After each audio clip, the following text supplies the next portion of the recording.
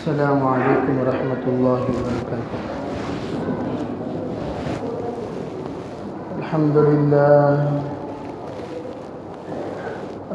للہ نحمده ونستعینه ونستغفره ونؤمن به ونتوکل علیہ ونعوذ باللہ من شرور انفسنا ومن سیئات اعمالنا، من يهده الله فلا مضل له ومن يضلله فلا هادي له، ونشهد أن لا إله إلا الله وحده لا شريك له، ونشهد أن سيدنا وسندنا ونبينا ومولانا محمدا عبده ورسوله صلى الله عليه وعلى آله وأصحابه صلى الله عليه وعلى آله وأصحابه صلى الله عليه وعلى آله وأصحابه وبارك وسلم تسليما كثيرا كثيرا. أما بعد فأعوذ بالله من الشيطان الرجيم. بسم الله الرحمن الرحيم. وأن المساجد لله فلا تدع مع الله أحدا. وقال النبي صلى الله عليه وسلم: من بنى لله مسجدا بنى الله له بيتا في الجنة. وقال عليه الصلاة والسلام: جعل المساجد للفرائض. وقال عليه الصلاة والسلام: جنبوا مساجدكم صبيانكم. اللهم أيدنا بتأييدك، اللهم أيدنا بتأييدك، اللهم أيدنا بتأييدك يا رب العالمين.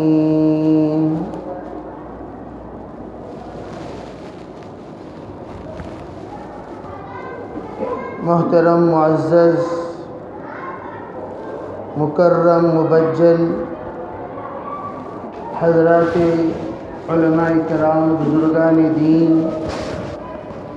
بھائیوں، بزرگوں، عزیز دوستوں، اس وقت ہم سب جس مقدس سرزمین پر تشریف فرما ہیں، وہ مقدس سرزمین حضور اقدس صلی اللہ علیہ وسلم کے قول کے اعتبار سے یہ جنت کے ٹکڑے ہیں اور یہ جنت کے حصے ہیں۔ آپ نے فرمایا: ما بین منبری و روضتی، یا ما بین منبری یا حجرتی روضۃ من ریاض الجنہ۔ آپ نے کہا میرے منبر اور میرے حجرے کے درمیان، میرے منبر اور میرے روضے کے درمیان جو حصہ ہے وہ حصہ جنت کے ٹکڑوں میں سے ایک ٹکڑا ہے۔ حضرات اکابر فرماتے ہیں آپ علیہ الصلاۃ والسلام کا منبر مسجد کے بالکل کونے میں تھا اور آپ کا محراب مسجد کے درمیانی حصے میں تھا۔ علماء نے کہا آپ نے یوں ارشاد فرمایا: میرے منبر، یعنی وہ منبر جس میں میری بات کہی جاتی ہے، وہ منبر جو میری سنت کے مطابق ہو، وہ ممبر جو شریعت کے مطابق ہو، وہ ممبر جو ممبر رسول کے مطابق ہو، وہ حجرتی یعنی دائیں حیال الفلاح کے انتہا تک روضۃ من ریاض الجنہ، یہ جنت کا ٹکڑا ہے۔ پہلی بات تو یہ ہے بعینی ہی وہ حصہ جنت کا ٹکڑا ہے جو مدینہ منورہ میں مسجد نبوی میں موجود ہے۔ دوسرا قول حضرات محدثین کہتے ہیں اس سے مراد ہر مسجد کا حصہ، ہر مسجد کا ٹکڑا جہاں پر اللہ کے رسول کا پیغام پہنچایا جائے، حضور کی شریعت بیان کی جائے، حضور کی سنت کے مطابق وہاں اعمال ہو، مسجد نبوی کے سانچے میں ڈھال دیا جائے، مسجد نبوی کے اعمال کیے جائیں، وہ تمام مساجد روضۃ من ریاض الجنہ ہے۔ چنانچہ اس کی دوسری وضاحت اس طرح بیان فرمایا، اللہ حشر کے میدان میں جس وقت یہ فیصلہ کرے گا کہ پوری دنیا کو نیست و نابود کر دیا جائے، قیامت قائم کر دیا جائے، حشر قائم کر دیا جائے، اس وقت میں کعبۃ اللہ سے تعلق رکھنے والے تمام مساجد کو اللہ آسمان کی طرف اٹھا لے گا، ان تمام حصوں کو جنت کا حصہ بنا دے گا۔ اللہ جنت کا حصہ بنانے کے ساتھ و ساتھ اللہ ان مساجد کو شاہد بنائے گا، شافع بنائے گا۔ مسجد کے مصلیوں کے سلسلے میں اللہ مسجد سے پوچھے گا، ہاں بتا اے مسجد، کیا تیرے محلے میں یہ لوگ رہا کرتے تھے؟ مسجدیں کہیں گی ہاں۔ کہاں یہ تیرے پاس آتے تھے؟ مسجد کہے گی ہاں۔ یہ کتنے مرتبہ آیا جایا کرتے تھے؟ مسجد شہادت دے گی۔ جناب رسول اللہ صلی اللہ علیہ وسلم نے فرمایا، جو مسجد کو آتا ہے جاتا ہے اسے مومن ہونے کی شہادت دیا کرو، وہ ایمان والا ہے۔ کیوں؟ فرمایا کہ اس کی ایمان والا ہونے کی شہادت یہ ہے، المؤمن فی المسجد کالسمک فی الماء، المنافق فی المسجد الطائر فی القفص۔ فرمایا ایمان والا مسجد میں ایسا رہتا ہے جیسے مچھلی پانی میں رہتی ہے۔ مچھلی پانی میں رہتے وقت جو سکون، جو چین، جو اطمینان وہ محسوس کرتی ہے، اس کو آپ اٹھا دو پانی کے باہر تڑپنے رکھتی ہے اور سکرات میں چلی جاتی ہے، اس کی زندگی کے آخری گھڑیوں تک پہنچ جاتی ہے، وہ زندگی سے مایوس ہو کر دنیا سے رخصت ہو جاتی ہے۔ فرمایا اسی طریقے سے ایمان والا مسجد سے اپنا روحانی تعلق رکھتا ہے، ہمیشہ مسجد کے اندر اس کا دل لگا ہوا رہتا ہے۔ جیسے کہ اللہ کے رسول نے فرمایا، سبعۃ یظلھم اللہ فی ظلہ یوم لا ظل الا ظلہ، 7 آدمی وہ ہیں جن کو اللہ عرش کے نیچے اپنا سایہ خصوصی نصیب کرے گا۔ ان خصوصی سائے والوں میں اللہ کے رسول علیہ السلام نے فرمایا، قلبہ معلق فی المساجد، وہ لوگ بھی موجود ہیں 7 لوگوں میں جن لوگوں کا دل مسجد میں اٹکا ہوا ہو، مسجد میں لگا ہوا ہو۔ علماء کہتے ہیں اس کا مطلب کیا ہے؟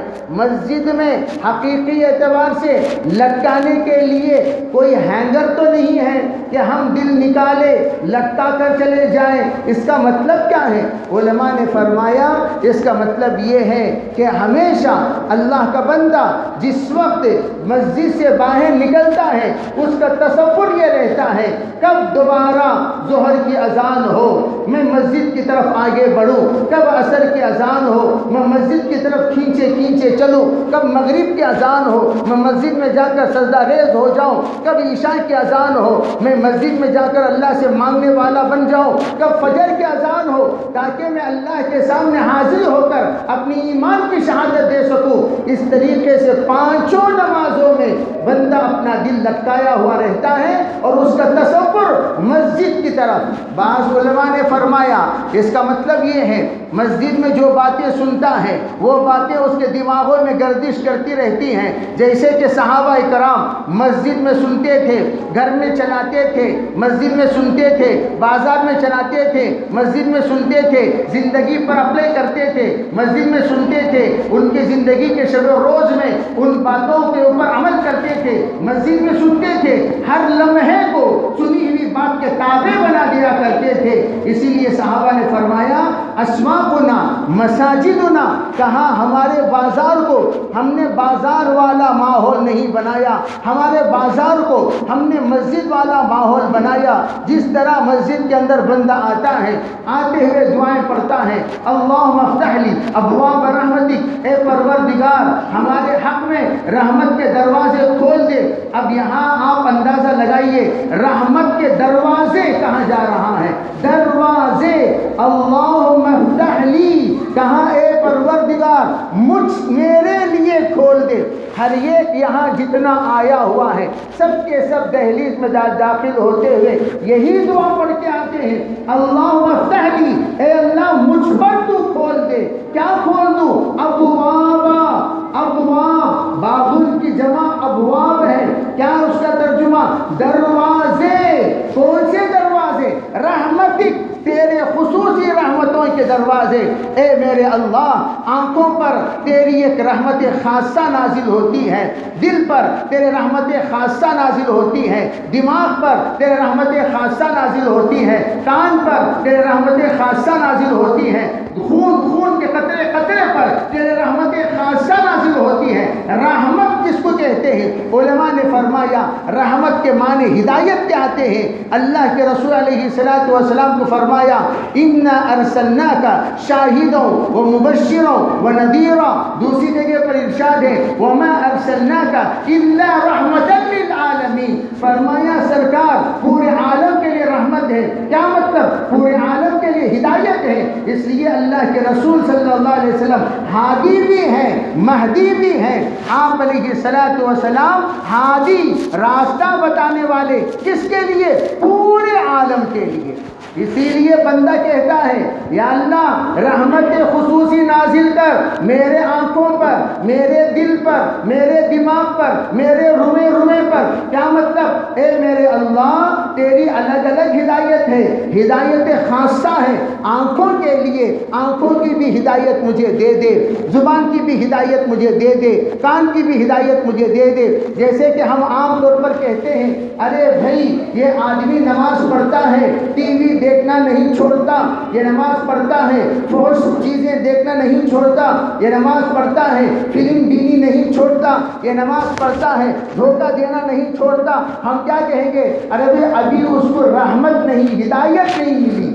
ہماری زبان سے یہ جملہ نکلتا ہے ابھی اس کو ہدایت نہیں ملی۔ کیا مطلب؟ نماز کی ہدایت مل گئی، آنکھوں کی ہدایت نہیں ملی، نماز کی ہدایت مل گئی، کانوں کو ہدایت نہیں ملی، نماز کی ہدایت مل گئی، دل کو ہدایت نہیں ملی، نماز کی ہدایت مل گئی، ذہن کو ہدایت نہیں ملی۔ اب بندہ داخل ہوتے ہوئے یہ کہتا ہے اے میرے اللہ میں اندر آ رہا ہوں، مجھے تو سنگل ہدایت پر روانہ نہ کرنا، سنگل ہدایت پر واپس نہ بھیجنا، سنگل ہدایت پر رخصت نہ کرنا، بلکہ میں کیا چاہتا ہوں؟ ابواب رحمتک، تیری رحمت، تیری ہدایت میرے ذرے ذرے پہ نازل ہو جائے، ہر چیز پہ نازل ہو جائے، ہر جز پہ نازل ہو جائے، ہر عضو پہ نازل ہو جائے، تاکہ میں سراپا رحمت بن جاؤں۔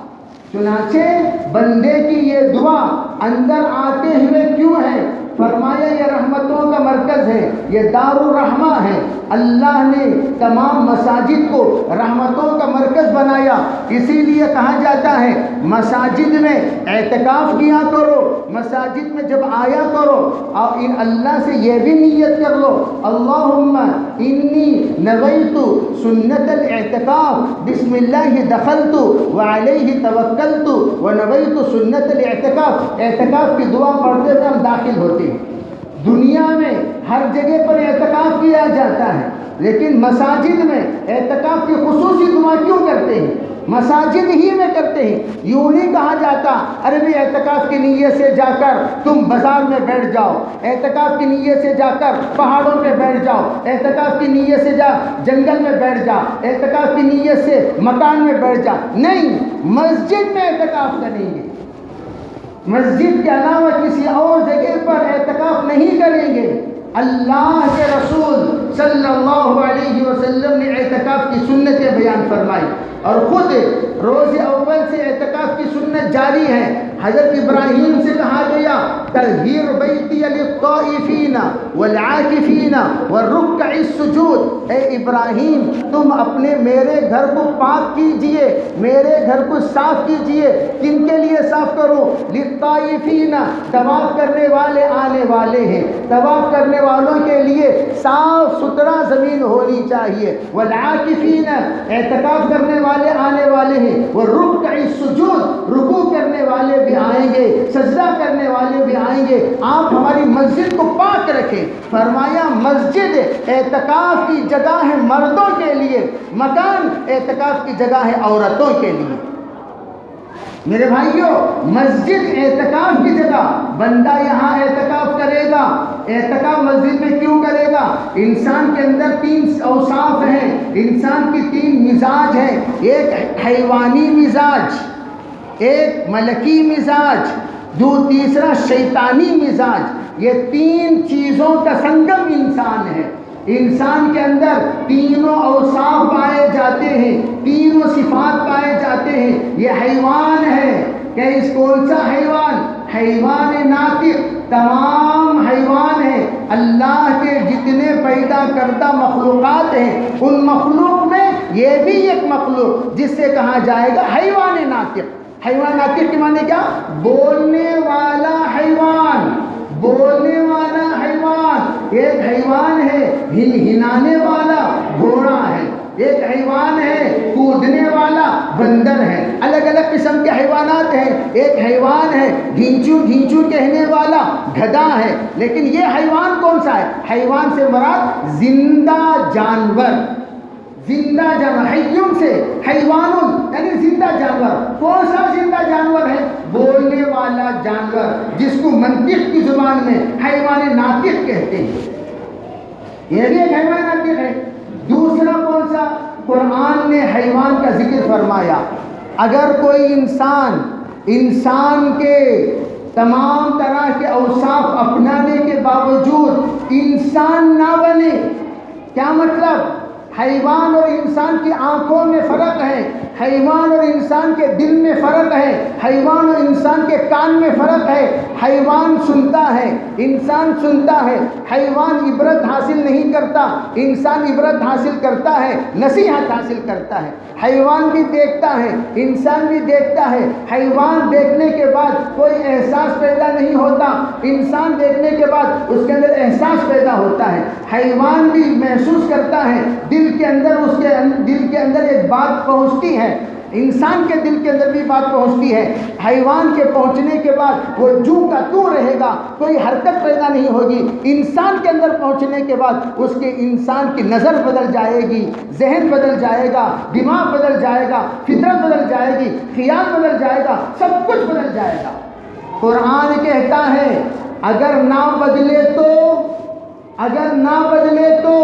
کان ہے نصیحت پروف.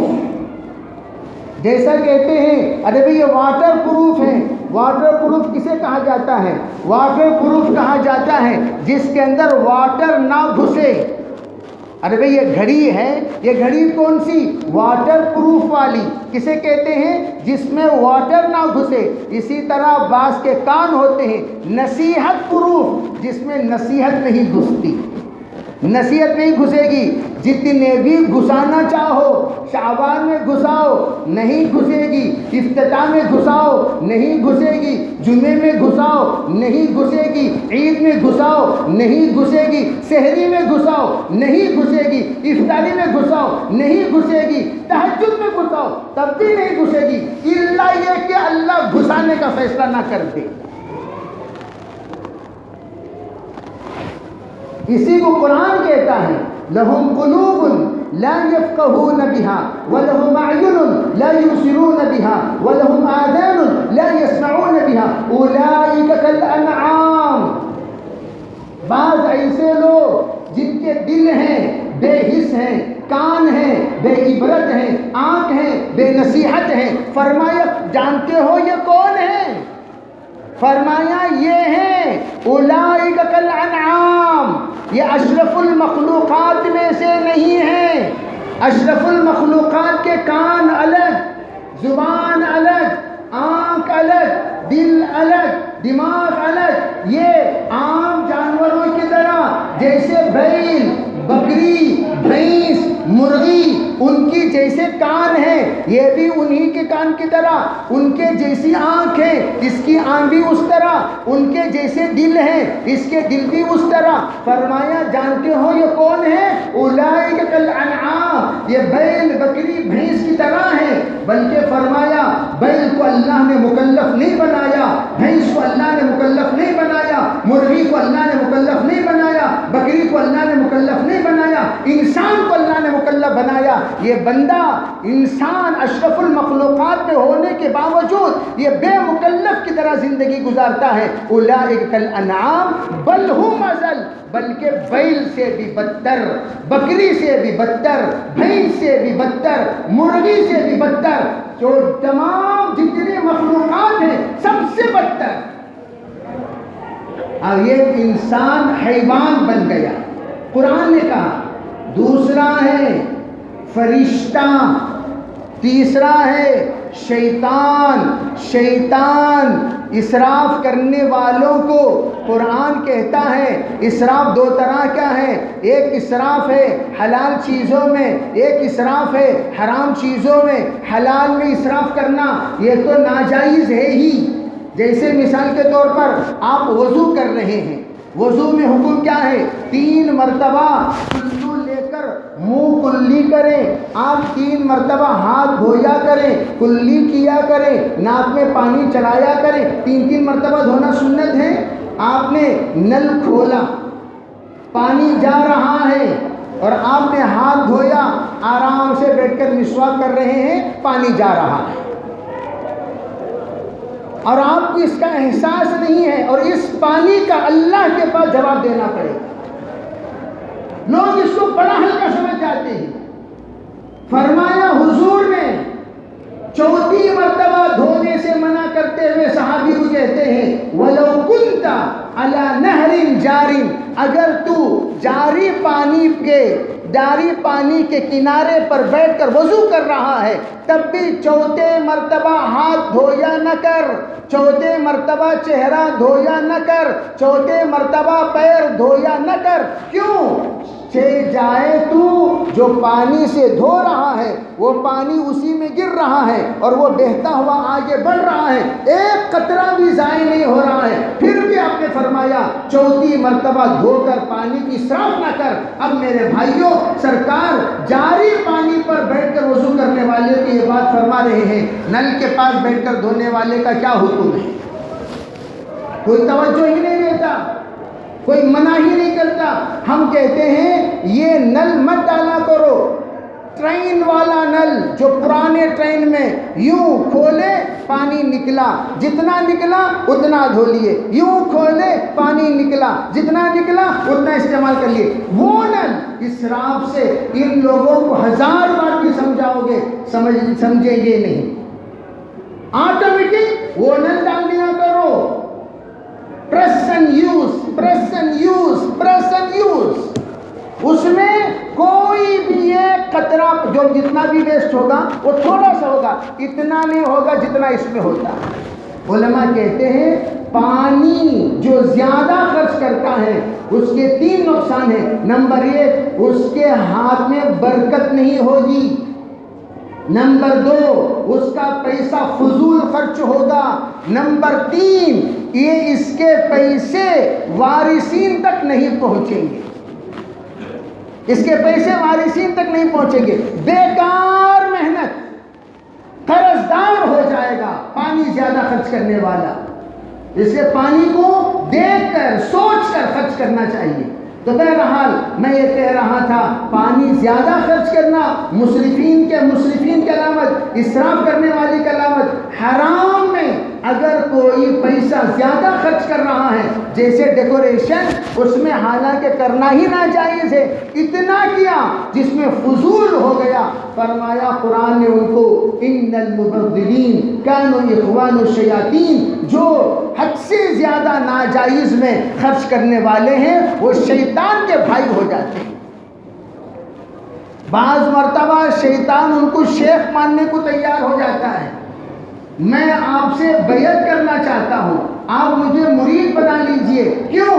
میرے اندر اتنی خباثت نہیں جتنی آپ کے اندر۔ میں تو یوں چاہ رہا ہوں میں خباثت تھوڑا آپ سے لے کر ڈسٹریبیوٹ کروں، آپ میرے ڈسٹریبیوٹر بن جائیے۔ شیطان ان کو بنانا شروع کر دیتا ہے۔ تو یہ دو ہو گئے، ایک ہو گیا حیوان، دوسرا ہو گیا شیطان، تیسرا فرشتہ ہے۔ فرمایا اب دونوں حیوانیت کو، شیطانیت کو جو ہمارے اندر موجود ہے، اس کو دبا کر، اس کو نیست و نابود کرتے ہوئے، اس کو مٹا کر، اس کو ہٹا کر ملکیت کو ہمارے اندر پیدا کرنے کے لیے، وہ ملکیت جس ملکیت کی بنیاد پر اللہ نے فرشتوں کو حکم دیا تم سجدہ کرو، ان کے اندر اعلیٰ درجے کی ملکیت پائی جاتی ہے۔ فرشتوں کا گناہوں سے بچنا کوئی کمال نہیں، اس لیے کہ فرشتوں کے اندر گناہوں کا مادہ ہی نہیں ہے۔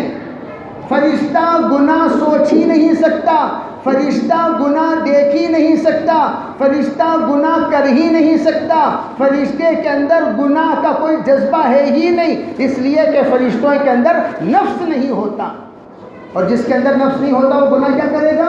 فرمایا کمال تو وہ ہے جو گناہ کر سکتا ہے پھر بھی نہ کرے، گناہ کر سکتا ہے پھر بھی نہ کرے، جھوٹ بول سکتا ہے پھر بھی نہ بولے، غیبت کر سکتا ہے پھر بھی نہ کرے، زنا کر سکتا ہے پھر بھی نہ کرے، اور اپنے آنکھوں سے غلط چیزیں دیکھ سکتا ہے پھر بھی نہ دیکھے، حرام کھا سکتا ہے پھر بھی نہ کھائے، اسے کہیں گے یہ ہے کمال کی بات۔ اسی لیے فرمایا اولیاء اللہ اسے نہیں کہتے جو نیکیاں زیادہ کرتا ہے، اولیاء اللہ اسے کہتے ہیں جو گناہوں سے بچتا ہے۔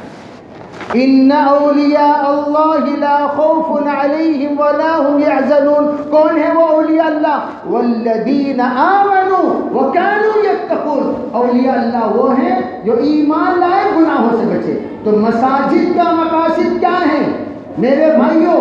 مسجد میں جب بندہ اعتکاف میں بیٹھتا ہے اس کے سب سے پہلا فائدہ حیوانیت دبتی ہے، شیطانیت مٹتی ہے، یہ دونوں کو دبا کر ملکیت اجاگر ہوتی ہے، اس لیے کہ یہ پوری مسجد فرشتوں کا مرکز، یہ پوری مسجد فرشتوں کا ٹھکانہ، یہ پوری مسجد میں فرشتوں کی آمد و رفت ہوتی ہے۔ علماء نے فرمایا ان مساجد میں آ کر اعتکاف میں اس لیے بیٹھنے کو کہا جاتا ہے صحبت صالح ترا صالح کنت، صحبت طالح ترا طالح کنت۔ اے لوگوں، تمام غلط لوگوں سے کٹ کر، تمام غلط لوگوں سے ہٹ کر، تمام غلط لوگوں سے باز آ کر سیدھے فرشتوں کی صحبت میں آ جایا کرو، فرشتوں کے ماحول میں آ جایا کرو، عبادت کے ماحول میں آ جایا کرو، رحمت کے ماحول میں آ جایا کرو، تاکہ تم فرشتوں کی صحبت میں رہ کر تم بھی فرشتے بن جاؤ۔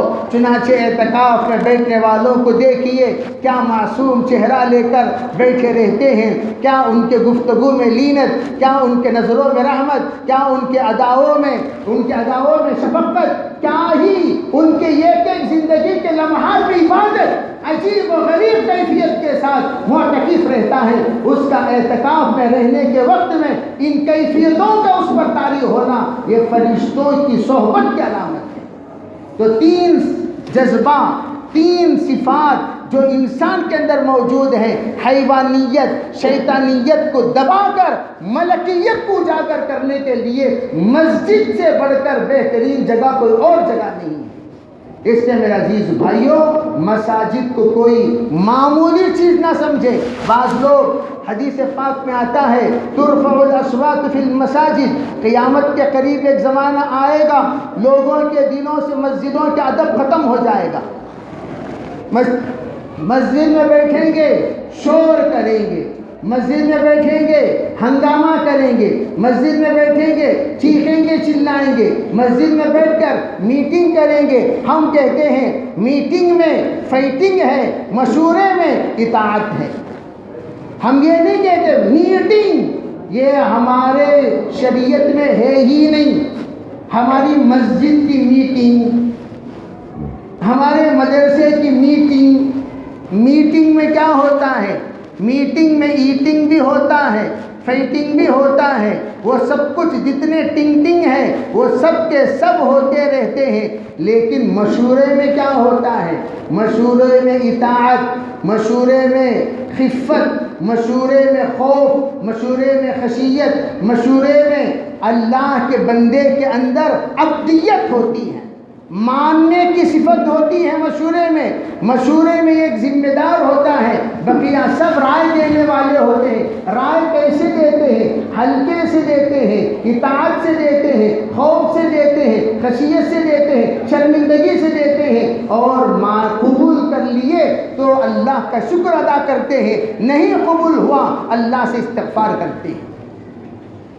تو چیخنا چلانا مساجد میں نہیں۔ نمبر 2، وَمَنْ أَظْلَمُ مِمَّنْ مَنَعَ مَسَاجِدَ اللَّهِ أَن يُذْكَرَ فِيهَا اسْمُهُ۔ اللہ کا قرآن مسجد میں پڑھا جائے گا، اللہ کا قرآن مسجد میں بولا جائے گا، اللہ کا قرآن مسجد میں سنایا جائے گا، اللہ کا قرآن مسجد میں تشریح کی جائے گی، اللہ کے قرآن کے احکام بیان کیے جائیں گے، اللہ کے قرآن کے نواہی بیان کیے جائیں گے، اللہ نے جو کہا وہ سنایا جائے گا، اللہ نے جس سے منع کیا اسے روکا جائے گا، اللہ نے جس کو شدت سے کہا اسے شدت سے کہا جائے گا، اللہ نے جس کو رحمت سے کہا اسے رحمت سے کہا جائے گا۔ جہاں پر سرکار نے بشارت سنائی وہ سنائی جائے گی، جہاں پر سرکار نے نذیر کے اعتبار سے خوف و خشیت والے احوال سنائے وہ احوال سنائے جائیں گے۔ اگر کوئی کہے ارے بھائی قرآن میں جو کہا گیا یہاں مت کہو، حدیث میں جو کہا گیا یہاں مت کہو، شریعت میں جو کہا گیا یہاں مت کہو، ارے بھائی تیرا گھر ہے، تیرے گھر میں آ کر بازو گھر والا کہتا ہے آج آپ اپنے ناشتے میں بریانی بنائیے، ہم کہیں گے بھائی بات بہت اچھی بات ہے، ٹھیک ہے انشاءاللہ بنائی جائے گی، یہ کہہ کر نہیں بنانا ہوگا، بنانا پڑے گا، نہیں بناؤ گے تو ایسا کر دوں گا ویسا کر دوں، ہم کہیں گے ارے انسان بے حس انسان، یہ گھر میرا ہے، میرے گھر میں میری بیوی پر میں حکم چلاؤں گا، تو کون ہوتا ہے میری بیوی پر حکم چلانے والا؟ ہم اپنے گھر میں بازو گھر والے کو چلانے نہیں دیتے، وہ تو دور کی بات۔ اگر کوئی بھابھی پر دیور حکم چلائے وہ ہمیں برداشت نہیں ہے، بھئی میری بیوی پر میرا بھائی حکم چلائے یہ مجھے برداشت نہیں ہے، ہم کہیں گے ارے بھئی میرے بیوی کے میں ذمہ دار ہوں، تم کون ہوتے حکم چلانے والے؟ یہ کرو یہ نہ کرو، یہ کرو یہ مت کرو، اب کرو تب کرو، یہ سب چیزیں بولنے کا تمہیں کوئی حق نہیں بنتا۔ علماء فرماتے ہیں جس طرح اپنی ملکیت میں کوئی اور دخل دیتا ہے تو آپ کو غصہ آتا ہے، یہ گھر اللہ کا ہے اور تم آ کر کہہ رہے ہو اللہ کے گھر میں میری چلاؤ، اللہ کے گھر میں تیری چلاؤ، اللہ کے گھر میں اس کی چلاؤ، اللہ کے گھر میں اس کی چلاؤ، اللہ کو کتنا غصہ آئے گا؟ گھر اللہ کا اور چلے تیری، گھر اللہ کا چلائے وہ، گھر اللہ کا چلائے اس کی، گھر اللہ کا چلائے اس کی۔ فرمایا وَمَنْ أَظْلَمُ مِمَّنْ مَنَعَ مَسَاجِدَ اللَّهِ، اس سے بڑا ظالم کون ہو سکتا ہے جو اللہ کے گھر میں اللہ کے ذکر سے منع کرتا ہے، یوں کہتا ہے اللہ کا گھر ہے قرآن بیان نہیں کیا جائے گا، اللہ کا گھر ہے شریعت بیان نہیں کی جائے گی، اللہ کا گھر ہے احکام بیان نہیں کیے جائیں گے، اللہ کا گھر ہے نواہی بیان نہیں کیے جائیں گے، اللہ کا گھر ہے اللہ فتوے نہیں سنائے جائیں گے۔ ارے اللہ کے بندے، اللہ کا گھر اسی لیے ہوتا ہے تاکہ اللہ کی سنائی دے، اللہ کا سنایا جائے، اللہ کا بتایا جائے، اللہ کا منشا کیا ہے، اللہ کیا کہنا چاہتا ہے، اللہ کیا بتانا چاہتا ہے، صرف اللہ ہی اللہ سنانے کے لیے اللہ کا گھر ہے۔ اور یہاں تم اصول بنا رہے ہو، کون سا اصول؟ ایک صاحب کہنے لگے نہیں کہہ رہے ہیں سود کے بارے میں بیان مت کرو۔ ہم نے پوچھا سود کے بارے میں بیان مت کرو، کہاں مت کرو۔ کیا تمہارے باپ کے گھر میں بیٹھ کر سود کے بارے میں بیان کر رہے ہیں؟ کیا تمہارے چچا کے گھر میں بیٹھ کر سود کے بارے میں بیان کر رہے ہیں؟ ارے سود کے بارے میں اللہ نے جو بیان کیا وہ اللہ کے گھر میں بیان کر رہے ہیں۔ اللہ نے جو کہا، ہم نہ یہاں کی نہ وہاں کی، تو ادھر ادھر کی بات نہ کر، یہ بتا کہ قافلہ کیوں لٹا، مجھے رہزنوں سے گلا نہیں، تیری رہبری کا سوال ہے۔ رہزن کہتا ہے 22 آیتیں قرآن سے نکال دیا جائے، رہزن کہتا ہے اللہ کے کلام کو بدل دیا جائے، رہزن کہتا ہے اللہ کی تشریح کو نکال دیا جائے، رہزن کہتا ہے قرآن نہ پڑھا جائے، رہزن کہتا ہے قرآن نہ سنایا جائے، رہزن کہتا ہے قرآن پر عمل نہ کیا جائے۔ ہم قرآن کو بدلیں گے، ارے تو رہبر ہے، وہ رہزن ہے، رہزن ہے، مجھے رہزنوں سے گلا نہیں۔ حرام خور اگر کہتا ہے کہنے دو، اس لیے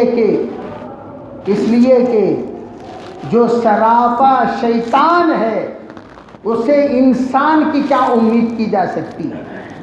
بھئی شیطان، اگر کوئی کہہ رہا ہے شیطان نے نافرمانی کی، ارے بھائی وہ تو کی، تبھی تو شیطان کہتے ہیں اس کو۔ جتنے نافرمان ہیں سب کو ہم شیطان کہتے ہیں۔ ارے شیطان فجر نہیں پڑھتا، ارے شیطان ظہر نہیں پڑھتا، شیطان کیا جی تمہیں اتنے بار کہنے کے باوجود نہیں مانتے، کیا مطلب؟ شیطان گمراہ ہے، قیامت تک گمراہ کرتا رہے گا۔ فَأَزَلَّهُمَا الشَّيْطَانُ، شیطان نے حضرت آدم کو بھی گمراہ کیا، حوا کو بھی گمراہ کیا، قسم کھا کر اترا ہے لَأُغْوِيَنَّهُمْ أَجْمَعِينَ، اے اللہ میں سب کو گمراہ کر کے رہوں گا إِلَّا عِبَادَكَ مِنْهُمُ الْمُخْلَصِينَ، جو آپ کے مخلص بندے ہوں گے ان کو گمراہ نہیں کروں گا۔ تو کیا مطلب؟ شیطان یہ کہتا ہے کہ اللہ کا حکم اللہ کے گھر میں بیان نہ کیا جائے، یہ شیطان کہتا ہے۔ اور شیطان کیسے کہے گا؟ شیطان کا کوئی بدن نہیں، شیطان کا کوئی روپ نہیں، شیطان کی کوئی آواز نہیں، شیطان کا کوئی شکل نہیں۔ شیطان کیا کیسے کہے گا؟ شیطان کہے گا انسان کے اندر آ کر۔ شیطان کیسا کہتا ہے؟ بھئی آپ حضرات تو سورہ ناس تو جانتے ہو، الذی یوسوس فی صدور الناس قل اعوذ برب الناس ملک الناس الہ الناس من شر بولو وسواس الخناس۔ ہم یہ کہتے ہیں من شر الوسواس الخناس، اے اللہ میں پناہ مانگتا ہوں آپ کے رب ہونے کا واسطہ دے کر، مالک ہونے کا واسطہ دے کر، رب ہونے کا واسطہ دے کر کس سے پناہ مانگتا ہوں؟ من شر، اس شر سے، وسواس، جو دلوں کے اندر برائی کی طرف مائل ہونے والی صفت، برائی کی طرف لے جانے والی کیفیت اس کے طرف سے ہوتی ہے خناس۔ اللہم انی اعوذ بک من الخبث والخبائث۔ شیطان نے کہا تھا رب اجعلنی بیتن، یا اللہ مجھے یہ گھر چاہیے۔ جیسے کہ میں اکثر کہا کرتا ہوں، باپ کے زندہ ہوتے ہوئے اولاد پراپرٹی مانگتی ہے، مجھے میرا حصہ ہونا، مجھے میرا حصہ ہونا، مجھے میرا حصہ ہونا۔ یہ کون ہے؟ من شر الوسواس الخناس، اللہ کی ملکیت، شیطان اپنا حصہ مانگ رہا ہے۔ کیا مانگ رہا ہے؟ رب اجعلنی بیتن، یا اللہ مجھے گھر چاہیے۔ تو اللہ نے کیا حکم دیا پتہ ہے؟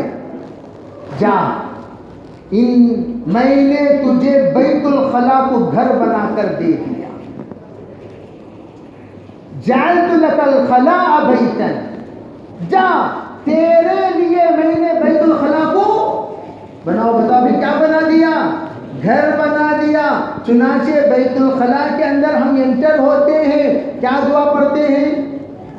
اللہم انی اعوذ بک من الخبث والخبائث، اے اللہ میں انٹر ہو رہا ہوں شیطان کے گھر میں، خبیث کے گھر میں، خبثی کے گھر میں، خبائث کے گھر میں، میرے رب وہاں جا کر میرا دل نہ بدل جائے، میرا ذہن نہ بدل جائے، میری کیفیت نہ بدل جائے، میرے اندرونی حالت نہ بدل جائے، ذرا تو بچانا، میں تجھ سے پناہ لیتے ہوئے جا رہا ہوں۔ اندر جانے کے بعد آرام سے بیٹھنا، کیوں بھائی؟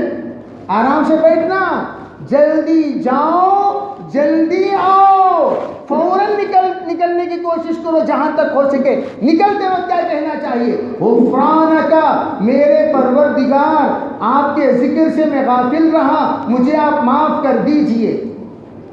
الحمدللہ الذی، الحمدللہ، تمام تعریفیں اس پروردگار کے لیے ہیں جس نے اذھب عنی الاذی وعافانی، مجھ سے میری تکلیف دینے کی چیز جو میرے پیٹ کے اندر تھی اس کو نکال دیا اور مجھے راحت بخش دی۔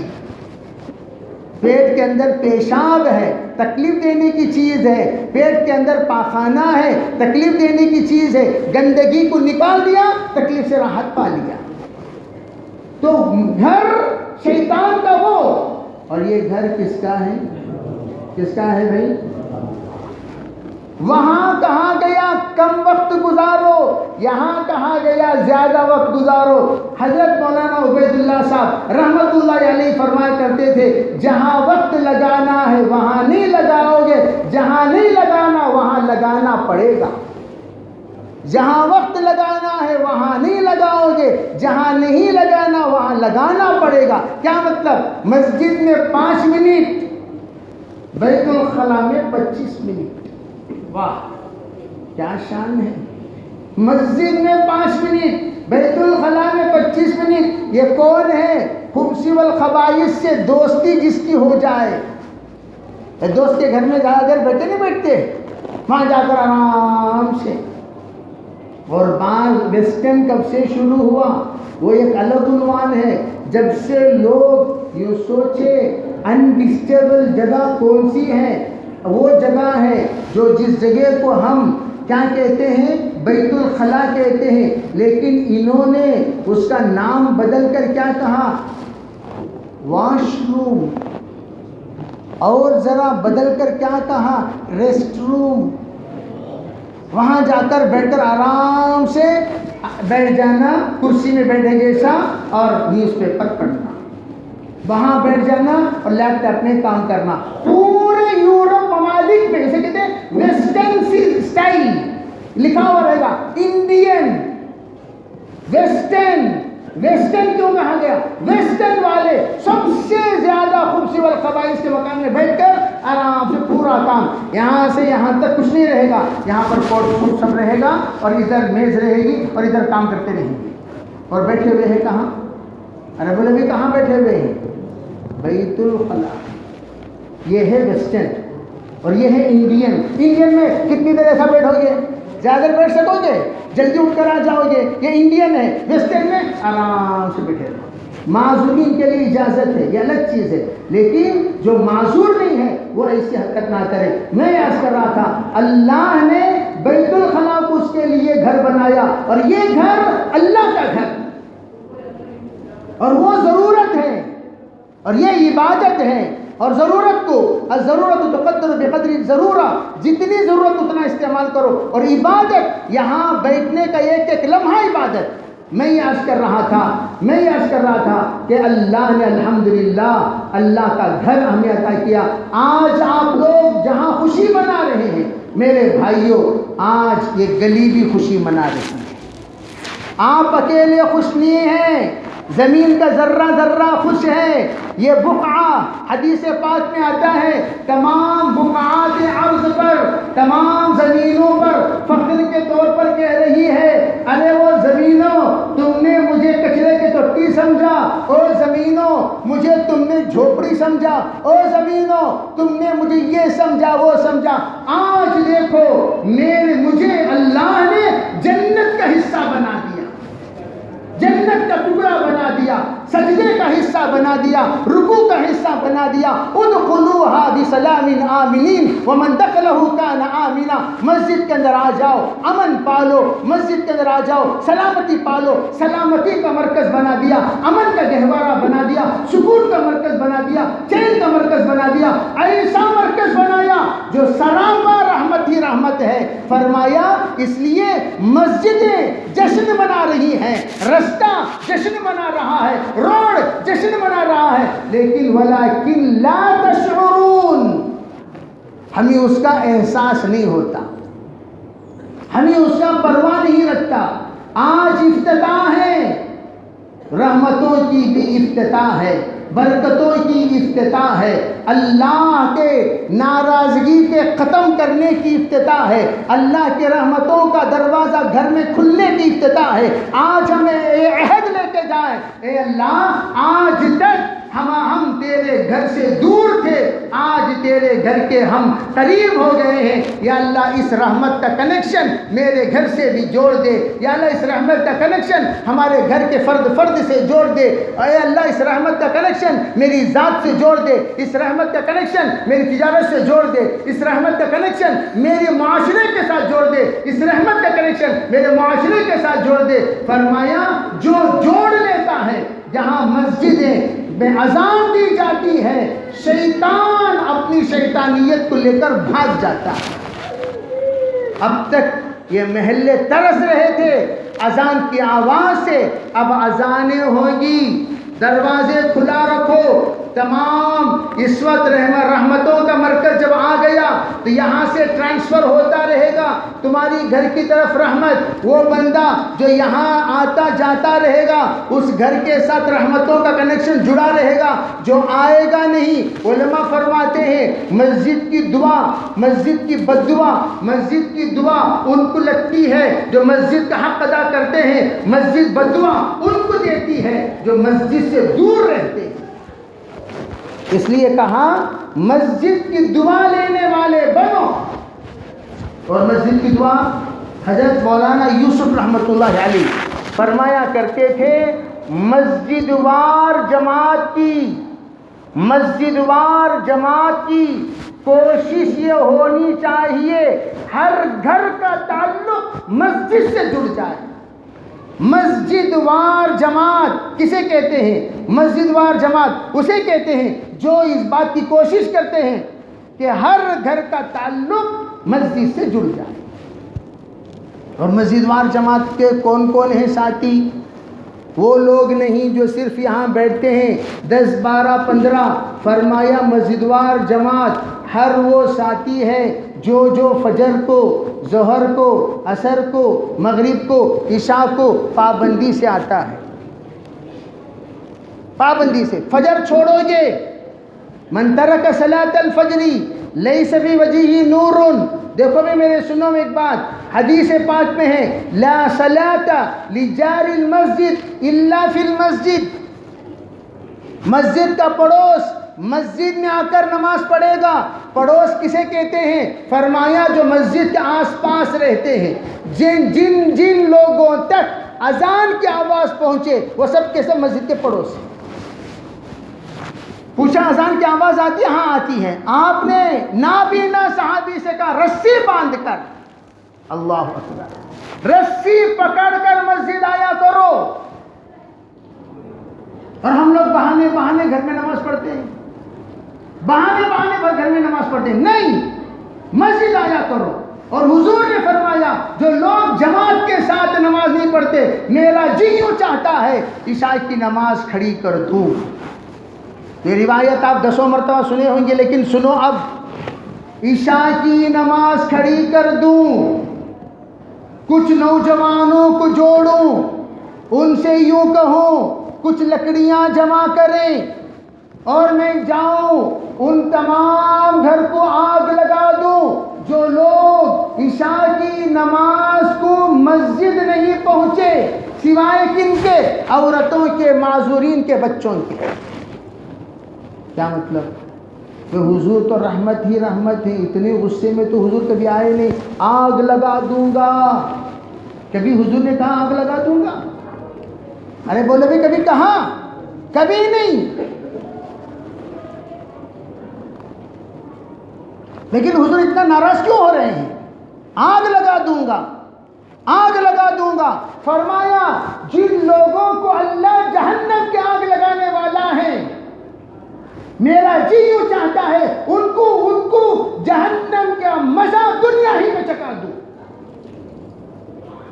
آگ لگا دوں گا۔ کیوں؟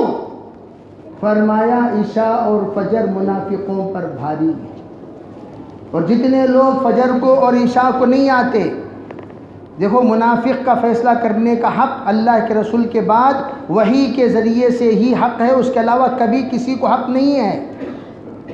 لیکن حدیث بیان کرنے کی اجازت ہے، فیصلہ نہیں کر سکتے انہوں منافق انہوں منافق انہوں منافق، نہیں،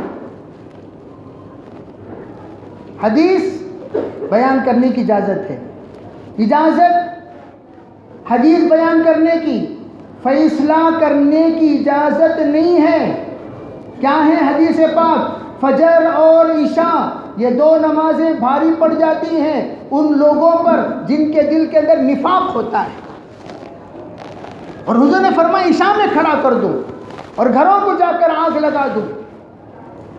علماء کہتے ہیں اس سے پتہ چلا جماعت کے ساتھ نماز پڑھنا فرض ہے۔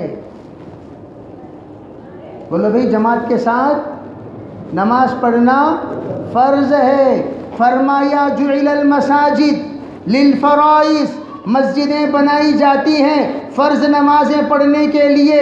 بعض لوگ فجر پڑھتے ہیں گھر میں، اشراق پڑھتے ہیں مسجد میں، مغرب پڑھتے ہیں گھر میں، اوابین پڑھتے ہیں مسجد میں، فجر اور عشاء پڑھتے ہیں گھر میں، تہجد پڑھتے ہیں مسجد میں۔ ان بے وقوفوں سے یہ عرض کرنا چاہتا ہوں، ارے اللہ کے بندو، عقل کے اندھو، سنو اس بات کو، فرض نمازیں مسجد میں پڑھنا افضل ہے، نفل نمازیں گھر میں پڑھنا افضل ہے۔ حضور اشراق پڑھتے تھے گھر میں، اوابین پڑھتے تھے گھر میں، تہجد پڑھتے تھے گھر میں، نوافل نماز پڑھتے تھے گھر میں۔ سرکار نے فرمایا لا تجعلوا بیوتکم قبورا، اے لوگو تم اپنے گھروں کو قبرستان مت بنایا کرو۔ حضور نے اس لیے ارشاد فرمایا تم اپنے گھروں کو قبرستان بنانے کا مطلب یہ ہوتا ہے، قبرستان میں چار چیزیں نہیں ہوتی۔ نمبر ایک، نہ سلام ہوتا ہے، نہ سلام کا جواب ہوتا ہے۔ اسی طرح تم اپنے گھر کو سلام اور سلام کے جواب سے خالی مت کیا کرو، یعنی تم جب بھی گھر میں جایا کرو السلام علیکم ورحمۃ اللہ کہا کرو، اور گھر کی عورتیں وعلیکم السلام ورحمۃ اللہ وبرکاتہ کہا کریں۔ فرمایا حضرت مدنی سے حضرت ہمارے گھر میں اختلاف ہے، ہم کیا کریں؟ حضرت نے فرمایا اے لوگو تم کیا اپنے گھروں میں سلام کرتے ہو؟ کہا جی ہم تو اپنے گھروں میں سلام نہیں کرتے۔ فرمایا حضرت نے جہاں سلام ہے وہاں سلامتی ہے، جہاں سلام نہیں ہے وہاں سلامتی نہیں ہے۔ فرمایا گھروں میں سلام کیا کرو، نمبر ایک۔ نمبر دو، فرمایا جو شخص فجر کی 2 رکعت سنتیں گھر میں پڑھتا ہے، دیکھو تمام سنتیں گھر میں پڑھنا افضل۔ فرمایا جو شخص 2 رکعت سنت فجر کی گھر میں پڑھتا ہے 3 نعمتیں ملیں گی۔ نمبر ایک، اللہ سب سے پہلی چیز میاں بیوی کا جھگڑا ختم کر دے گا، ماں باپ کا جھگڑا ختم کر دے گا، بچوں اور ماں باپ کا جھگڑا ختم کر دے گا، بھائی بہنوں کا جھگڑا ختم کر دے گا۔ جتنے گھروں میں اختلاف ہوتے ہیں پورے اختلافات ختم صرف 2 رکعت سنت فجر کی گھر میں پڑھنے سے۔ پڑھو گے بھی انشاءاللہ؟ گھر میں سنت پڑھنا، مسجد میں فرض پڑھنا، فرض گھر میں نہیں پڑھنا۔ آگ لگا دوں گا، یاد رکھیں، آگ لگا دوں گا، آگ لگا دوں گا، خالی عشاء نہیں، فجر کو بھی آگ لگا دوں گا، ظہر آگ لگا دوں گا، عصر آگ لگا دوں گا، مغرب آگ لگا دوں گا، عشاء آگ لگا دوں گا۔ کہاں پڑھیں؟ مسجد میں۔ حضور عذر ہے، الضروریات تبیح المعذورات، علماء سے آ کر پوچھو، جیسے کہ حضور علیہ السلام سے آ کر نابینا صحابی نے پوچھا حضرت عذر ہے؟ عذر ہے جی، کیا عذر ہے؟ یہ عذر ہے۔ فرمائے کام کرو، ظہر عصر آیا کرو، اس لیے کہ صحابہ آتے ہیں آپ کو لے کر آ جائیں گے۔ عصر مغرب عشاء فجر نہیں پڑھ سکتے، آ نہیں سکتے، نہیں آ سکتا، کیچڑ ہے، راستہ بہت خراب ہے، اگر آپ حکم دے دیں گے تو آ جاؤں گا، نہیں، گھر میں نماز پڑھا۔ حضور نے فیصلہ دیا گھر میں نماز پڑھا کرو، یہاں تک کہ سرکار اس گھر کو تشریف لے گئے، انہوں نے درخواست کی حضور آپ ہمارے گھر کی مسجد کی افتتاح کے لیے تشریف لائیں۔ کون سی مسجد کی افتتاح؟ گھر کی مسجد کی افتتاح۔ حضور تشریف لے گئے اس نابینا صحابی کے گھر میں، بخاری اور مسلم میں روایت موجود ہے، مشکات نے بھی اس کو نقل کیا ہے۔ جانے کے بعد حضور نے پوچھا کہ کہاں نماز پڑھوں؟ جہاں آپ کہو گے وہاں نماز پڑھوں گا۔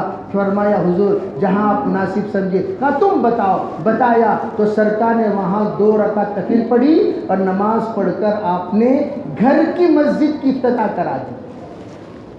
حضور ہے، علماء زندہ ہیں، فاسألوا اہل الذکر ان کنتم لا تعلمون، آؤ علماء سے پوچھا کرو، حضرت عذر ہے ہم کر سکتے ہیں، یہ عذر ہے ہم کر سکتے ہیں۔ جیسے کہ صدیق اکبر نے سنا اللہ کے رسول فرماتے ہیں صلی اللہ علیہ وسلم ما اسفل من الازار، فرمایا کہ من جر ثوبہ خیلا لم ينزل اللہ یوم القیامہ، جو شخص اپنے پیجامے کو ٹخنے کے نیچے ڈال کر تکبر کے ساتھ کھینچتا ہوا چلتا ہے، اللہ قیامت کے دن نظر رحمت نہیں فرمائے گا، فہو فی النار۔ فرمایا ما تحت، آپ نے فرمایا ما تحت من القدمین، فرمایا جو بھی من الکعبین، کعبین کے نیچے جتنا حصہ ہوگا فہو فی النار، وہ حصہ جائے گا جہنم میں۔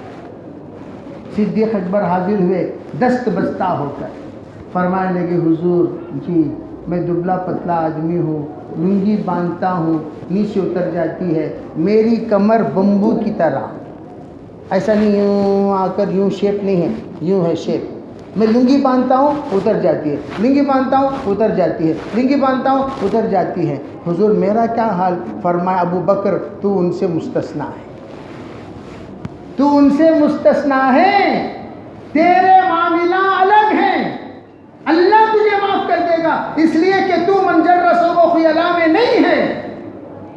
اگر تمہارا عذر ہے علماء کے پاس آؤ، مسئلہ بیان کرو، یہ عذر ہے میرا، میں کیا کروں؟ اجازت مل جائے تو گھر میں پڑھ لینا، اجازت نہ ملے تو یہاں تشریف لے آنا۔ اسی طرح میں کہتا ہوں کرسی میں بیٹھ کر نماز پڑھنے کی بھی علماء سے اجازت لینا چاہیے۔ سست ہو گیا بول کو بیٹھ جانا سنی، تم کھڑ سکتے ہو؟ ہاں کھڑ سکتے ہیں، تو جہاں جس رکن میں کھڑ سکتے ہو اس رکن میں کھڑو۔ رکوع کر سکتے ہو؟ ہاں کر سکتے ہیں۔ سجدہ کر سکتے ہو؟ ہاں کر سکتے ہیں۔ کیا نہیں کر سکتے؟ اتحیات میں نہیں بیٹھ سکتا۔ کیا نہیں بیٹھ سکتا بھائی؟ تو کہاں جائے گا؟ چلو اتحیات میں کرسی پہ بیٹھ جاؤ۔ جہاں عذر وہاں کی اجازت۔ ارے بھائی تم کھڑ سکتے ہو؟ ہاں۔ رکوع؟ ہاں۔ سجدہ نہیں کر سکتا، سجدے میں بیٹھ جاؤ کرسی پہ۔ دوسری بات، اگر تم زمین پہ بیٹھ کر نماز پڑھ سکتے ہو، ہاں پڑھ سکتے، تو کرسی چھوڑ کر زمین پہ بیٹھ کر نماز پڑھو، اس لیے کہ زمین پر بیٹھ کر نماز پڑھنا یہ کھڑے ہو کر نماز پڑھنے کا بدل ہے۔ کرسی پر وہ بیٹھ کر نماز پڑھے گا جو زمین پر بیٹھ نہیں سکتا۔ اجازت لو علماء سے، اور ہم پوچھتے نہیں۔ من تعلم بابا من العلم، من تعلم بابا من العلم خیر من 1000 رکعہ، اگر کوئی ایک مسئلہ علم کا سیکھ لیتا ہے 1000 رکعت نفل نماز پڑھنے سے افضل۔ 1000 رکعت، عربی کوئی 1000 رکعت نماز پڑھ سکتا ہے؟ 20 رکعت میں ہمارا پیر سلام کرنے لگتا ہے، کمر اتحیات میں بیٹھنے لگتی ہے، ہم چکر آنے لگتے ہیں۔ پہلی تراویح میں کیا جوش کے ساتھ آ کر شریک ہوئے، لپالپ پوری مسجد بھری۔ دوسری تراویح میں آدھا مجمع توبہ، تیسری تراویح میں پو مجمع توبہ، چوتھی تراویح میں توبہ کرتے کرتے امام صاحب کے ساتھ 6 افراد رہ جاتے ہیں۔ یہ حال ہماری۔ فرمایا مسئلہ معلوم نہیں، معلوم کر لو، 1000 رکعت پڑھنے سے بہتر۔ اللہ نہ کرے. ہم نے مسئلہ معلوم نہیں کیا, نماز پڑھ رہے وہاں نماز ہی نہیں ہوئی. حشر کے میدان میں جا کر اللہ سے کہا, یا اللہ میں پوری زندگی ایک بھی نماز قضا نہیں کیا. کیسے نماز پڑھی؟ کرسی میں. کسی سے پوچھا؟ نہیں پوچھا. یہاں تک کہ علماء کہتے ہیں, میرے بھائیوں پتہ نہیں میں آج یہ عنوان کیوں آپ سے کہہ رہا ہوں, مسجد سے متعلق بھی ہے. اگر کوئی بیٹھ کر کرسی میں نماز پڑھتے پڑھتے پیچھے ایسا ٹیک لگا لیا, نماز فاسد ہو گئی. سنو بھائی, پیچھے ایسے ٹیک لگا لیا تو نماز کیا ہو گئی بولو؟ فاسد. اتنا نازک نماز کا مسئلہ ہے. اور ہم تو مسجدوں میں بس بچوں کو بھی لے جاتے ہیں. بچوں کو گھر میں کانجی جا رہی نماز کو, بچوں کو لے جاؤ, بچوں کو لے آئے. یہ بچے, اللہ اکبر, افطاری کے وقت میں تمام روزے دار خشک ہو کر سامنے دسترخوان پر بیٹھے رہتے ہیں عصر سے مغرب تک. سامنے شربت اور ادھر گنجی اور ادھر بڑے اور ادھر سموسے اور ادھر شیخ, ادھر مختلف آئٹمس, پتہ نہیں آپ کے یہاں کیا کیا ہوتے ہیں. اب وہ بیچارہ عصر سے لے کر مغرب تک گھور کر اس کی میت نکال دیتا ہے. یہ گھورا. ارے بھئی وہ شربت کی آدھی تو میت نکل گئی گھور کر. اب ہوا کیا؟ ہم نے جب اس کو دیکھ کر, بہرحال ان بچوں کو لے آنے سے منع کیا گیا. بنی اسرائیل انہوں نے کیا کیا؟ سیدھا جا کر ٹھاک بسم اللہ الرحمن الرحیم. وہ ہمارے یہاں کہتے ہیں, یہاں کیا کہتے ہیں؟ یہاں بھی ایسے کہتے ہیں, یہاں بسم اللہ پڑھتے ہیں افطاری کے وقت میں. ارے بھئی یہاں افطاری کے وقت میں بسم اللہ پڑھنے کا رواج ہے نہیں ہے. تو وہی طرح بسم اللہ الرحمن الرحیم کہا اس بچے نے. جو ہی کہا آدھا سموسہ منہ کے اندر غائب. پھر مولوی صاحب دوڑتے ہوئے, رکو, ارے بھئی روزہ کا وقت نہیں ہوا. ارے یہ بچے نے, چلو ہٹو. ابھی دیکھے تو 4 منٹ افطاری کو باقی ہے, بسم اللہ پڑھ دیا. اور ادھر جو مجمع گھور رہا تھا اس نے جو افطار کر لیا, روزہ سب کا فاسد, سب کا روزہ گیا. ایک لمحہ بھی پہلے اگر کوئی افطار کر لے روزہ ہوگا بھائی؟ روزہ ختم. 4 منٹ پہلے افطار کر لیا, روزہ ختم. کہاں حضور علیہ السلام نے جنبوا مساجدکم صبیانکم, بچوں کو مسجد مت لایا کرو. بچے تو بچے ہوتے. کب تک؟ علماء فرماتے ہیں جب تک کہ مسجد کے آداب کا خیال نہ رکھے, مسجد کے آداب کا خیال نہ رکھے تب تک ان بچوں کو مت لایا کرو. اسی طرح میں یوں کہتا ہوں, بچوں جیسا لباس پہنے ہوئے لوگوں کو بھی مت لایا کرو. کیا مطلب؟ یہاں پڑھ لے کر وہاں پڑھ لے کر لباس پہن لے, بچوں کی سکا ہگیز باندھ لے کر آ گئے. تو وہ چھوٹی اسمال ہگیز, یہ بگ ہگیز یہاں وہاں پھٹا ہوا ہے. اور یہ بیچارہ سجدے کو جا رہا ہے, اوپر کی بنی اوپر, نیچے کی پینٹ نیچے. لا حول ولا قوت الا باللہ العظیم. سامنے کوئی لیٹ سجدے میں جانے والے کہ استغفر اللہ استغفر اللہ استغفر اللہ استغفر اللہ. اب نماز میں استغفار ہو رہا ہے, نماز میں لا حول ولا قوہ لا حول ولا قوہ. ایسے کپڑے پہن کر کوئی مسجد کو آ گیا تو کتنی نمازیں خراب ہوگی. اس لیے ایسے لوگوں سے بھی کہہ دو, مسجد خذوا زینتکم عند کل مسجد, مسجد آؤ, وقار کے ساتھ آیا کرو, زینت کے ساتھ آیا کرو, خوبصورت لباس پہن کر آیا کرو. بعض لوگ باہر نکلتے وقت بہترین لباس کے ساتھ جب مسجد کے اندر آئیں گے, کھٹی لنگی پھٹی ٹوپی, کھٹی لنگی جو مہینے میں ایک مرتبہ دھوئی جاتی ہے وہ پہن کر آ گئے. ارے یہ کیا ہے لباس؟ یہ وہ افیشیل لباس تھا اور یہ چن کھانے کا لباس ہے. یہ کوئی لباس ہے مسجد میں آنے کا؟ آپ جو لباس پہن کر تشریف لا رہے ہیں جناب, کیا یہ لباس پہن کر آپ کے ساس کے گھر جا سکتے ہیں, دوست کے گھر جا سکتے ہیں, رشتہ داروں کے یہاں جا سکتے ہیں؟ آپ مسجد کو تشریف لا رہے ہیں. قرآن کہہ رہا ہے خذوا زینتکم عند کل مسجد, مسجد آؤ تو خوبصورت لباس پہن کے آیا کرو. نیت کرو انشاءاللہ آئندہ مسجد کو ڈھنگ سے آئیں گے نا انشاءاللہ، بے ڈھنگا نہیں. اور مسجد آؤ تو کیسے آئیں؟ مسواک کر کے آیا کریں. بعض لوگوں کو بعض چیزیں منہ میں ڈالنے کی عادت رہتی ہے، عجیب عجیب چیزیں، اس کی تشریح میں نہیں کرتا. مسواک کہیں ایسا نہ ہو تمہارے بدبو سے فرشتے جو اس مسجد میں رہتے ہیں ان کو تکلیف ہو. مسواک کر کے آیا کرو، خوشبو لگا کے آیا کرو، اور خوشبو وہ جو زندے لگاتی ہے. ایک صاحب جنازے کے عطر بچی اٹھا کر اچھا تھوک لیے. اب آئے عشاء کی نماز میں، خود ہمارے شاہ ولی اللہ کا قصہ ہے، نماز میں آئے، یہ نماز پڑھا رہے تھے جناب امام صاحب. نماز پڑھ کر ختم ہوتے ہی صلاۃ الجنازہ، صلاۃ الجنازہ، بھائی انشاءاللہ سنتوں کے بعد جنازے کی نماز ہوگی، اعلان کر دیے. پیچھے پڑھ کے دیکھے تو جنازہ نہیں ہے. کیا رہے قصہ؟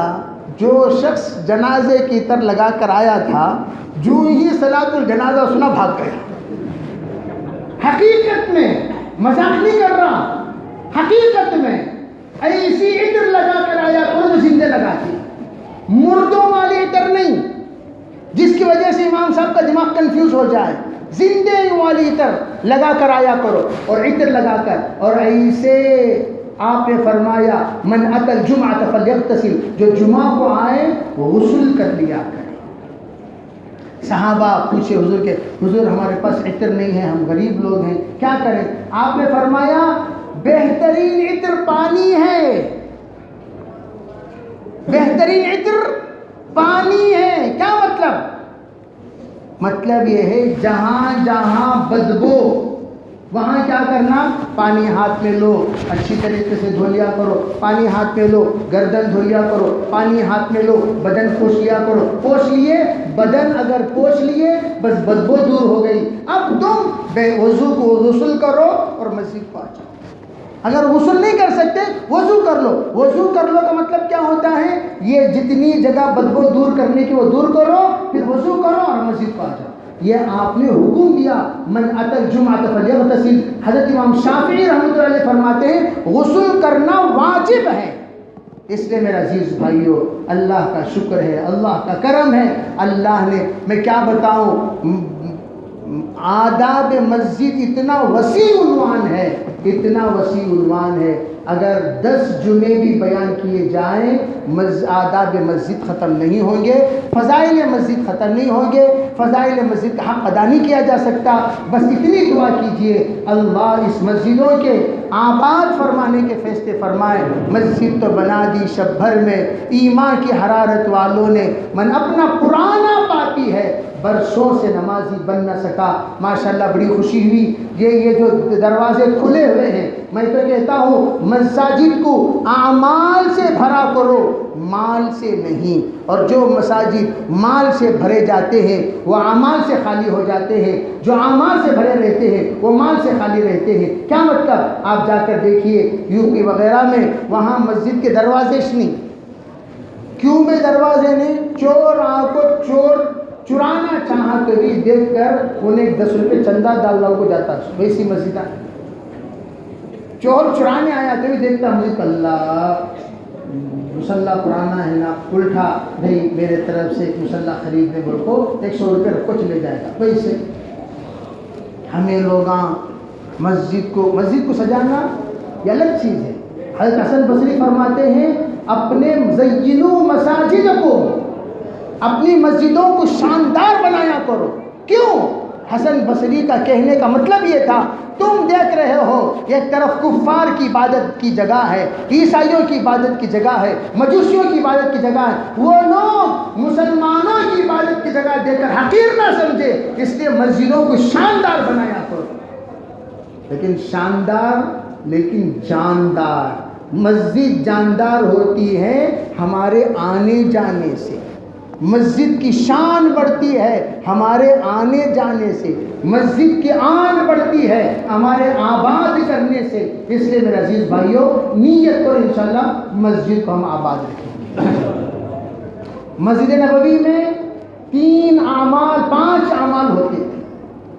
نمبر 1 نماز عبادت ہوتی تھی جو انشاءاللہ ہماری مسجدوں میں بھی ہوتی ہے، انشاءاللہ ہوتی رہی. اذان، اقامت، عبادت یہ تو تمام مسجدوں میں ہوتی ہیں. نمبر 2 سیکھنا سکھانا ہوتا تھا. جتنے لوگ مسجد آتے تھے امام بیٹھ جاتے، لوگ آتے مسائل پوچھتے. جیسے کہ میں نے کہا کہ جو تمہارا عذر ہے وہ امام سے آ کر پوچھا کرو، عالم سے آ کر پوچھا کرو، وہ بتائیں گے یہ ایسا کرو، یہ ایسا کرو، یہ ایسا کرو، یہ ایسا کرو. تو تعلیم و تعلیم ہوتا تھا. نمبر 3 دعوت و تبلیغ. نئے نئے لوگ ہزاروں. آسٹریلیا میں ہم نے دیکھا کہ مسجد ہے جیسا بالا خانہ ہے، وہاں ایک پیچھے بالکنی بنا دی مسجد کے باہر کے حصے میں، وہاں سے مسجد میں پوری عبادت نظر آتی ہے. جمعے کا بیان ہو رہا ہے، خطیب خطبہ دے رہا ہے انگریزی زبان میں، تو وہ بالکنی میں پورے عیسائی بیٹھ کر دیکھ رہے ہیں. میرے عزیز بھائیوں یقین مانو ہر ہفتہ 4-5 مرد عورت عیسائی مسلمان ہوتے ہی رہتے ہر ہفتہ. کیوں؟ مسجد کو غیر اگر آئے تو کھلا رکھو. آؤ آپ ہم کیا کہہ رہے ہیں سنو، ہم کیا سنا رہے ہیں سنو، ہم کیا کر رہے ہیں دیکھو. ہماری عبادت، ہماری ریاضت، ہماری دعا، ہمارا بیان، ہمارا پیغام، ہمارے ایک لیکچرر سنو تاکہ تمہارے اندر سے شک دور ہو جائے، ایمان تمہارے اندر داخل ہو جائے. انشاءاللہ اگر ہم، اور اللہ کا شکر ہے، اللہ کا احسان ہے، اللہ کا کرم ہے، کوئی بھی غیر ایسا نہیں ملے گا آپ کو جو متاثر ہوئے بغیر یہاں سے چلے جائے. ایک مرتبہ ایک MLA صاحب مجھ سے کہنے لگے آپ اچھی باتیں مسجد میں سناتے ہیں، باہر نہیں سناتے. اچھی ایمان اسلام اتنا پیارا مذہب ہے، اتنا اچھا مذہب ہے، اتنا نیک تعلیم دیتا ہے، اتنا بہترین پیغام دیتا ہے، آپ غیروں کے مجمع میں کیوں نہیں سناتے؟ سنایا کرو تاکہ ان کو پتا چلے. جو لوگ اسلام کو بدنام کرتے ہیں ان کو پتا چلے اسلام کتنا پیارا مذہب ہے. تو اس لیے میں عرض کرنا چاہتا ہوں یہ دعوت تو اسی کی ابتدا ہمارے مزوار جماعت ہے، تعلیم ہے، گشت ہے، ملاقاتیں ہیں، اور جماعتوں کا قیام کرنا، جماعتوں کے استقبال کرنا، جماعتوں کا روانہ کرنا. ہر عمل جو کچھ دعوت کے ذریعے سے بات بتائی جاتی ہے وہ سب اسی لیے. اور چوتھا جو عمل ہے وہ ہے مساجد. میرے بھائیو غور سے سنو، پورے محلے کے لیے مسجد مرکز ہے. کس اعتبار سے مرکز ہے؟ محلے میں کیا ہو رہا کیا نہیں ہو رہا وہ پورے مسجد کے ذمہ داروں کے ذمے ہیں. کوئی معمولی چیز نہیں مسجد کی ذمہ داری. مسجد میں جن کو ہم نے اذان سنائی ان کی حالت لینا، ان کا جائزہ لینا، ان کے ایک مسائل کو پوچھنا، اسے حل کرنا، یہ بھی مسجد کے ذمے ہے. آج صبح ایک بڑا مجمع سامنے آ کر کہنے لگا حضرت ہمارے یہاں بہت ساری لڑکیاں غیروں کے ساتھ بھاگ گئی. میں نے کہا ارے بھائی بھاگ گئی تو آپ نے کیا کیا؟ ہم کیا کرتے؟ میں نے کہا غلط. یہ روڈ میں ایک اللہ کا بندہ رہتا ہے، اس نے جب مسجد کا ذمہ دار بنا اس کے دل کے اندر یہ داعیہ پیدا ہوا میں مسجد کا ذمہ دار بنا ہوا ہوں، میرے ذمے ہے مسجد سے متعلق 500 600 700 گھر کا جائزہ لینا کہ ان کے حالات کیا ہیں. اس نے جائزہ لیا، جائزہ لینے پر پتہ چلا میرے محلے میں 70 ایسی لڑکیاں ہیں جو بالغ ہو چکی ہیں، جن کا نکاح دشوار ہونے کی وجہ سے ان کے ماں باپ خون کے آنسو رو رہے ہیں. کوئی بھی ان سے نکاح کرنے کو آتا ہے جہیز مانگتا ہے. اسی گھر کے اندر جب اس نے پوچھا ارے بھیا آپ کے اور 2 بچیاں کہاں ہیں؟ کہا یہ 2 بچیاں کسی غیر کے ساتھ چلی گئی. پوچھا کیوں گئی؟ کہا ہم نے بہت تلاش کیا مسلمان نوجوانوں کو، ارے بھی آپ، ارے بھی آپ، ارے بھی آپ، ارے بھی آپ. لوگ آتے تھے پسند کر لیتے تھے لیکن پوچھتے تھے آپ ہمیں کیا دیں گے؟ دینے کے لیے ہمارے پاس کچھ نہیں. غیروں نے آ کر کہا ہم تمہاری ایک بچی کو 1.5 لاکھ روپے دے کر پورے شادی کا خرچہ ہم اٹھا کر ہم رخصت کرا کر لے جائیں گے. ہم بے بس ہو گئے تھے, ہماری بچیوں کو غیروں کے حوالے کر دیا. پھر اس اللہ کے بندے نے نوجوانوں کو جوڑا, کہا یہ پورا گناہ تمہارے سر پر, یہ پوری بچیاں جو بھی غیروں کے ساتھ جا رہی ہیں تمہارے جہیز کی لعنت کی وجہ سے جا رہی ہیں. اگر تمہارے اندر ذرے برابر بھی صدیق کی صداقت, عثمان کے حیا, علی کی شجاعت, اگر تمہارے اندر اگر عدالت موجود ہے عمر فاروق کی, ذرا برابر تم ان بچیوں کا خیال رکھو, اللہ تمہارے نسلوں کو آباد کرے گا. چنانچہ 70 بچیوں کے ذمہ داری اٹھانے کے لیے بغیر جہیز کے 70 نوجوان تیار ہوئے. اللہ نے اجتماعی نکاح مسجد کے دعوت پر الحمدللہ کرا دیا. یہ چوتھا عمل ہے, یہ چوتھا عمل ہے.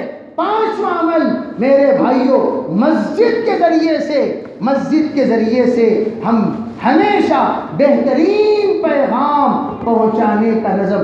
گویا کیسے محلے والوں کو تربیت کے عنوان پر, تربیت تعلیم بھی ہو, تزکیہ بھی ہو, تبلیغ بھی ہو, یہ 3 مسجد کے ذمہ داریاں تھیں. وہ تینوں ذمہ داریاں نبوت کی ہیں. وہ تینوں ذمہ داریوں کو انشاءاللہ ہم سب نبھائیں گے, کریں گے انشاءاللہ.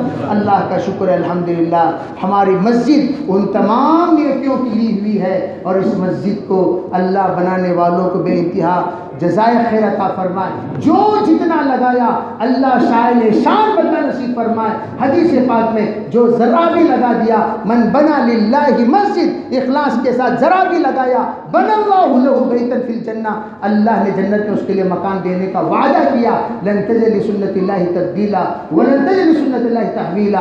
لیکن میرے بھائیوں, آج بھی یہ مسجد تو ماشاءاللہ بنا دی گئی, اور بھی بہت سارا کام باقی ہے, وہ اللہ جانے. اور بنانے والوں کے دل کے اندر وہ تمام باتیں موجود ہیں. کتنا کام باقی ہے, کیا کیا حالتوں پر سے ماشاءاللہ یہ گزر کر یہاں تک منزل تک لے آ کر پہنچائے ہیں. ہم سب کی ذمہ داری ہے. میں تو کہا کرتا ہوں, ہم اپنا گھر اکیلے تنے تنہا کھڑے ہو کر بناتے ہیں بغیر کسی سے چندہ لیے کہ آج اللہ کا گھر تم سے مانگ رہا ہے. بتاؤ اے اللہ کے بندو, میری جو بچی کچی ضرورت, تھوڑی سی 4-5 لاکھ روپے کی جو تھوڑی سی ضرورت آخر میں باقی رہ گئی ہے, کون ہے؟ من ذا الذی یقرض اللہ قرضا حسنا, کون ہے تم میں سے اللہ کے نام پر قرض دینے والا؟ کیا مطلب؟ جو بھی اللہ کے نام پر دے گا, اللہ کہہ رہا ہے یہ مجھے تم نے قرض دیا میرے گھر کے لیے, اور یہ قرض میں لوٹاؤں گا حشر کے میدان.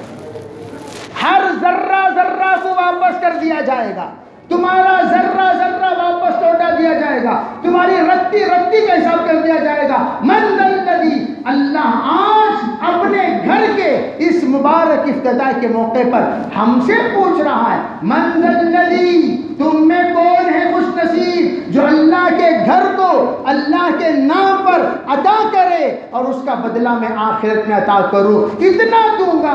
اس کا دل یوں چاہے گا کاش میں اور دیا ہوتا, کتنا اچھا ہوتا. وہ اتنا تمنا کرے گا اور میں لٹایا ہوتا, کتنا اچھا ہوتا. پھر دیکھتا رہ جائے گا, اللہ کی نوازش ہوتی چلی جائے گی. ادنا درجہ ہے, من جاء بالحسنہ فلہ عشر امثالہا, یہ دو گے 10 گنا, اور اعلیٰ درجہ ہے کہ فرمایا یعطیہ من یشاء بغیر حساب, جتنے اخلاص سے دو گے اللہ بے پناہ دیتا رہے گا. سب دیں گے بھائی انشاءاللہ, سب دیں گے انشاءاللہ. اس لیے سب ساتھ نیت کریں, ہم زیادہ سے زیادہ عطا کریں گے, اتنا عطا کریں گے اللہ کے گھر کی ضرورت پوری ہو جائے. کون کون دیں گے بھائی, کون کون دیں گے؟ اور جب دیں گے تو ذرا اندر کے جیب میں ہاتھ ڈال کر دیں, باہر نہیں, اندر جو سیکریٹ جیب میں سیکریٹ نوٹا. بعض لوگ خالی اوپر ہاتھ ہلا کو دے ڈالتی, ایسا نہیں, کہ اللہ بھی دیکھ رہا ہے کون سے جیب میں اس کا ہاتھ جا رہا ہے. تو اس لیے آپ رات نیت کریں, انشاءاللہ ہم ضرور ادا کریں گے. ٹھیک ہے بھائی انشاءاللہ. تو اس کے سلسلے میں جاتے ہوئے جس وقت آپ تشریف لے جائیں گے, زیادہ سے زیادہ اتنا زیادہ دو صرف تمہیں پتہ چلے اور کس کو پتہ چلے, اور اللہ تمہیں نوازنے کا فیصلہ کر دے. وآخر دعوانا الحمدللہ.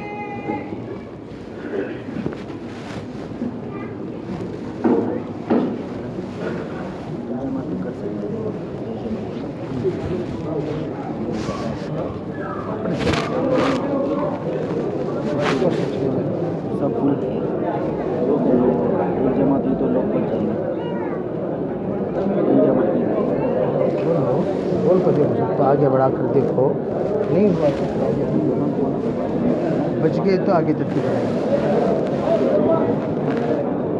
تو دوسری جماعت کا اعلان کر دیے تو پہلی جماعت کے بعد جو بچیں گے اس کے بعد اعلان کیا جائے. پہلے بولو سب بندی کرنے قریب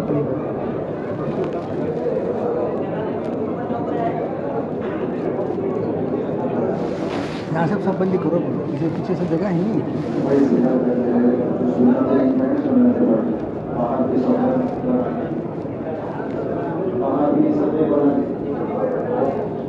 کو جگہ اوپر بھی جائے.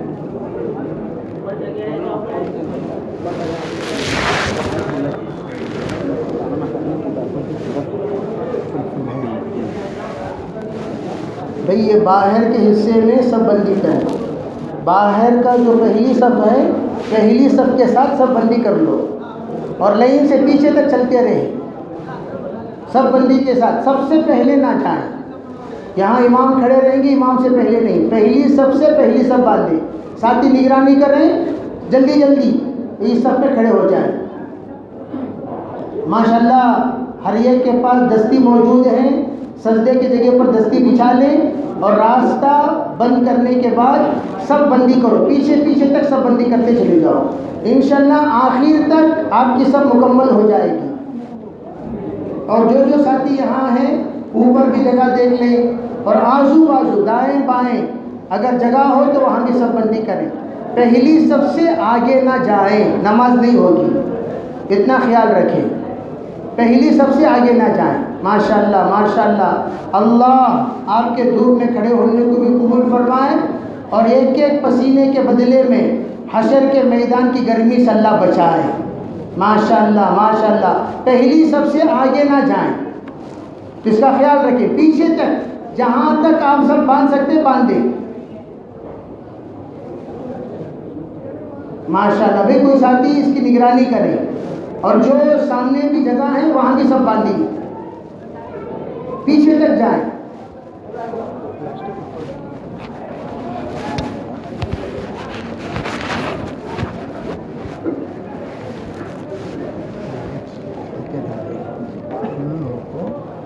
جگہ نہیں ملتی پڑے گی.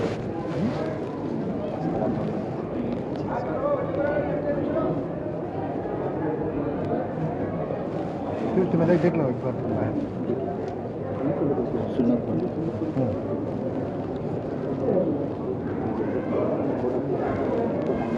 جو سنتے نہیں پڑھے سنتے پڑھے ہوئے.